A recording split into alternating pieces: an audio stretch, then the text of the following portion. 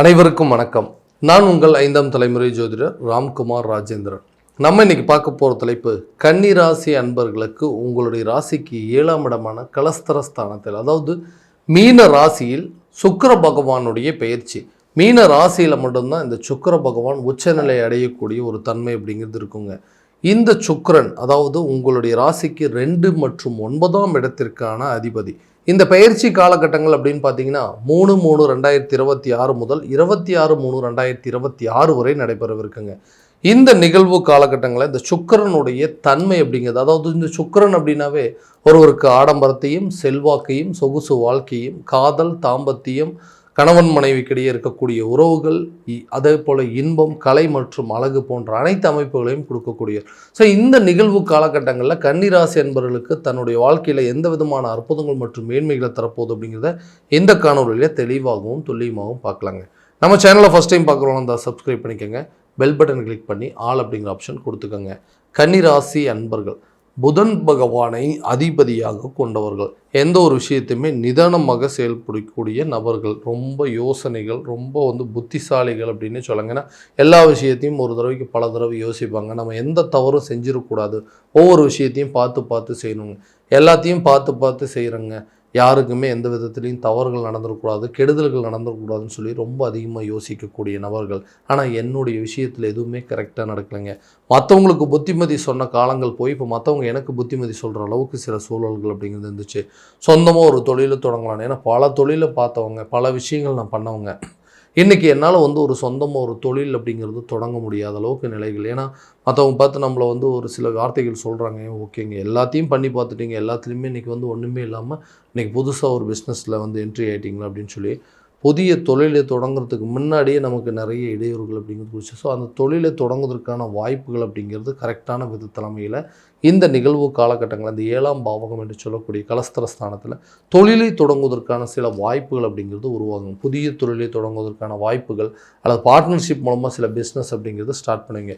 இது வரைக்கும் பார்ட்னர் மூலமாக இருந்த அந்த பிரச்சனைகளை விலக்கிட்டு புதிய பார்ட்னரை கொண்டு வரதுக்கான வாய்ப்புகள் அப்படிங்கிறதும், பிஸ்னஸை பார்ட்னர்ஷிப் பிஸ்னஸை கொண்டு போகிறது, சில பேர் பார்ட்னர்ஷிப்லேருந்து வெளியே சொந்தமாக ஒரு தொழிலை ஆரம்பிக்கிறதுக்கான வாய்ப்பு. ஏன்னா இதுக்கு முன்னாடி பண்ண தொழிலும் செய்யலைங்க, புதுசாக ஒரு தொழில் ஆரம்பிக்கலான்னா அதுவும் நடக்கலை. இப்போ நடந்துகிட்ருக்கிற தொழிலும் நிறைய நஷ்டங்கள் இழப்புகள் வந்துட்டு இருந்தது, சரியான விதத்தில் நடத்த முடியாத அளவுக்கு சூழ்நிலை இருந்திருக்கும். அந்த நிலைகள் அப்படிங்கிறது மாறும். அமைஞ்ச தொழிலை கரெக்டான விதத்தில் நிலைய வச்சுக்கிறது அளவுக்கு வாய்ப்புகள் அப்படிங்கிறது இந்த காலகட்டங்கள் உருவாகுங்க. அதாவது தேவையில்லாத பிரச்சனைகள், தேவையில்லாத சில இடையூறுகள் அப்படிங்கிறது இருக்கும். அந்த இடையூறுகள் அப்படிங்கிறது உங்களை விட்டு அகலும். புதிய வேலை வாய்ப்பு கிடைப்பதற்கான வாய்ப்புகள், வேலையிலேருந்து நிறைய கஷ்டங்களை அனுபவிச்சிட்டேன்னா ஒரு வேலை செஞ்சுட்டு இருந்தேங்க, திடீர்னு அந்த வேலையை இழக்கிற மாதிரி சில சூழல்கள் ஏற்பட்டுச்சு. இப்போ இன்றைக்கி புதிய வாய்ப்பு கிடைக்குமான்னு சொல்லி நிறைய வேலைக்கான எதிர்பார்ப்புகள் இருக்குது. அந்த வேலையும் சரியான விதத்தில் அமையலை. இன்றைக்கி நான் படித்த படிப்புக்கு தகுந்த வேலை அமையலை. அமைஞ்ச வேலையிலும் தேவையில்லாத நிறைய கஷ்டங்கள் அப்படிங்கிறது, நிறைய அலைச்சல்கள், நீண்ட தூர பயணங்கள் எல்லாத்தையும் மேற்கொள்ள வேண்டியதாக இருக்குங்க. இப்போ அந்த வேலை உங்களுக்கு கம்ஃபர்டான, அதாவது நீங்கள் படித்த படிப்புக்கும் உங்களுக்கு பிடித்த துறையிலே வேலை கிடைப்பதற்கான வாய்ப்புகள் அப்படிங்கிறது உருவாகுங்க.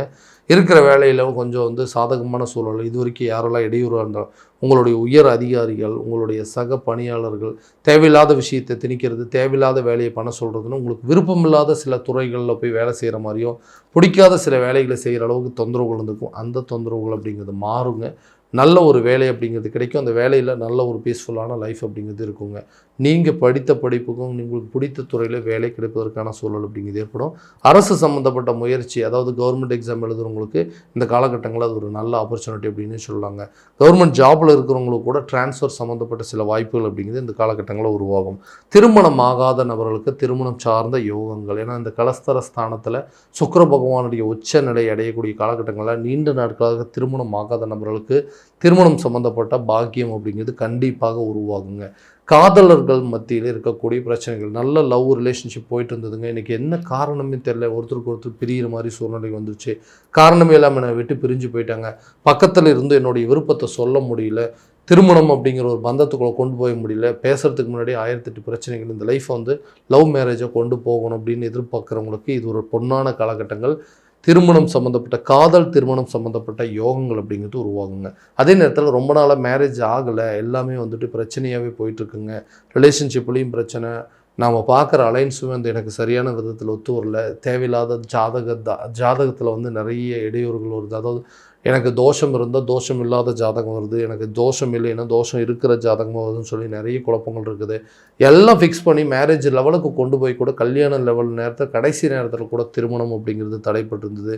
நான் பார்த்த பெண்ணுக்கெல்லாம் இது வரைக்கும் திருமணம் நடந்துச்சு, ஆனால் எனக்கு இன்னும் வந்து நடக்கலையே, என்னை வந்து பார்த்துட்டு போன பசங்களுக்கெல்லாம் திருமணம் நடந்துச்சு, இன்னும் எனக்கு நடக்கலையேன்னு சொல்லி ஏக்கப்பட்டு இருக்கவங்களுக்கு இந்த கலஸ்தரஸ்தானம் திருமணம் சார்ந்த யோகங்களை கொடுக்கக்கூடிய இடத்துல சுக்கிரனுடைய உச்சநிலை கட்டாயமாக உங்களுக்கு திருமணம் சம்பந்தப்பட்ட பந்தங்கள் அப்படிங்கிறது கண்டிப்பாக இந்த நேரத்தில் ஏற்படுங்க. கணவன் மனைவிக்கிடையே இருக்கக்கூடிய பிரச்சனைகள், இந்த 7ஆம் பாவம் அப்படின்னா கணவன் மனைவி சார்ந்த இடங்கள் அப்படின்னு சொல்லுவோம். கருத்து வேறுபாடுகள் மூலமாக நிறைய பிரச்சனைகளை அனுபவிச்சு இன்றைக்கி வந்து 2 பேருமே பிரிந்து வாழக்கூடிய அளவுக்கு சில சூழல்கள் வந்துருச்சுங்க. டிவோர்ஸ் வரைக்கும் கொண்டு போகிற அளவுக்கு சில வாய்ப்புகள் வந்துருச்சு. ஒருத்தருக்கு ஒருத்தர் புரிஞ்சிக்க முடியல, யாருமே அட்ஜஸ்ட் பண்ணி போக மாட்டேங்கிறாங்க.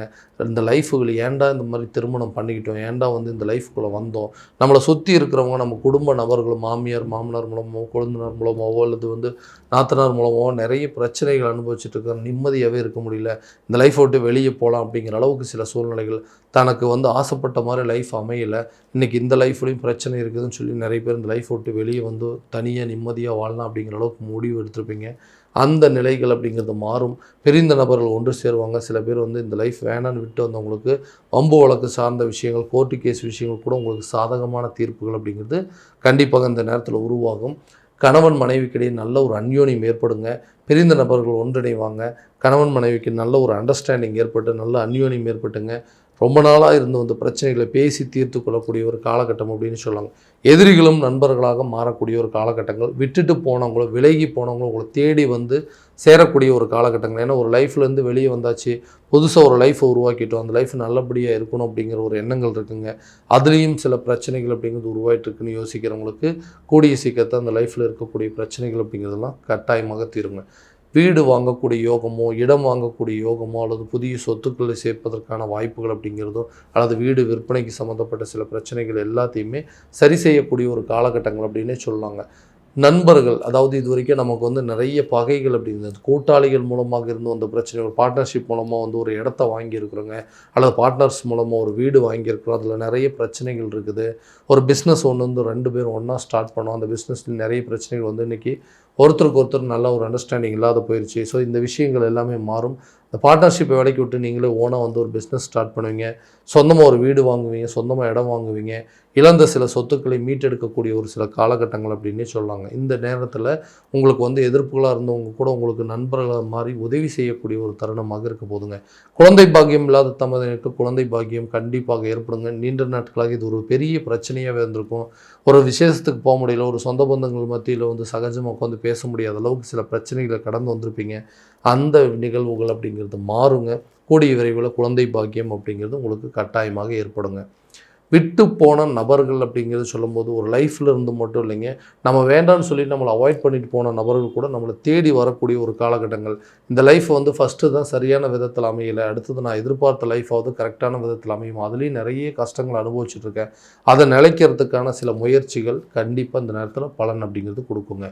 ஆரோக்கிய பிரச்சனைகள் உங்களை விட்டு முழுமையாக விலகும். ஆரோக்கிய ரீதியாக இருந்த பாதிப்புகளுக்கு கரெக்டான நேரத்தில் சரியான ட்ரீட்மெண்ட் எடுத்து உங்கள் ஹெல்த்தில் இருக்கக்கூடிய இம்ப்ரூவ்மெண்ட், அதாவது பிரச்சனைகளை தீர்த்து நல்ல ஒரு ஆரோக்கியத்தில் ஒரு நல்ல முன்னேற்றம் அடையக்கூடிய ஒரு காலகட்டங்கள். கல்வி ரீதியாகவும் நல்ல ஒரு பலன் அப்படிங்கிறது கொடுக்குங்க. கல்வி ரீதியாக நிறைய பிரச்சனைகள் இருந்திருக்கும், ஞாபக மறதிகள் இருந்திருக்குங்க, ஒரு கல்வி அப்படிங்கிறது பெரிய இன்ட்ரெஸ்ட் இல்லாமல் இருந்திருக்குங்க, மார்க் அப்படிங்கிறது எதிர்பார்த்த அளவுக்கு இருந்திருக்காது. அந்த விஷயங்கள்லாம் படிப்படியாக மாறும். கல்வி ரீதியாக நல்ல முன்னேற்றமும், கல்வி ரீதியாக வெளியூரோ அல்லது வெளி மாநிலங்களுக்கு உண்டான பயணங்களை மேற்கொள்வீங்க. படித்து முடித்தவங்களுக்கு உடனுக்குடனே வேலை கிடைப்பதற்கான வாய்ப்புகள், இது எல்லாமே இந்த 7ஆம் பாவகத்தில் இந்த கலஸ்தரஸ்தானம், அதாவது ஒருத்தருக்கு கணவன் மனைவி சார்ந்த இடங்க, கூட்டாளிகள் நட்பு சார்ந்த ஒரு யோகங்கள், திருமணம் சம்பந்தப்பட்ட பந்தங்களை உருவாக்கக்கூடிய ஒரு இடத்துல சுக்கிர பகவானுடைய உச்சநிலையான காலகட்டம். இந்த கன்னிராசி என்பவர்கள் வாழ்க்கையில் நிறைய மாற்றத்தை சந்திக்கக்கூடிய ஒரு காலகட்டம் அப்படின்னு சொல்லுவாங்க. இந்த பிரச்சனைகள் எல்லாமே தீர்ந்து கடனை அடைப்பதற்கான முயற்சிகள், பணம் ரீதியாக எடுக்கக்கூடிய முயற்சிகள் எல்லாமே உங்களுக்கு நல்ல பலன் அப்படிங்கிறது கொடுக்குங்க. இது வரைக்கும் பார்த்ததெல்லாம் கோச்சார பலன்கள் மட்டும்தான். இந்த பலன்கள் உங்களுக்கு நடக்குமானா உங்கள் ஜாதகத்தை பார்த்து முழுமையாக தெரிஞ்சுக்கிட்டு அதற்குண்டான முயற்சி எடுக்கும்போது கண்டிப்பாக இன்னும் நல்ல விதமான வெற்றிகள் அப்படிங்கிறது கிடைக்குங்க. உங்களுடைய ஜாதகத்தை எங்கிட்ட பார்க்கணும் விருப்பப்பட்டீங்கன்னா கீழே தெரிய நம்பருக்கு கான்டாக்ட் பண்ணி அப்பாயின்மெண்ட் ஃபிக்ஸ் பண்ணிக்கோங்க. அப்படி இல்லையா ஜாதகத்தை வாட்ஸ்அப் மூலமாக அனுப்பிச்சிச்சிங்க அப்படின்னா தெளிவான முறையில் கணிச்சு துல்லியமான பலன்கள் அப்படிங்கிறது உங்களுக்கு தெரியப்படுத்தப்படுங்க. மீண்டும் அடுத்த காணொளியில் உங்களை சந்திக்கும் வரை உங்களிடமிருந்து விடைபெறுவது உங்கள் ராம்குமார் ராஜேந்திரன். நன்றி.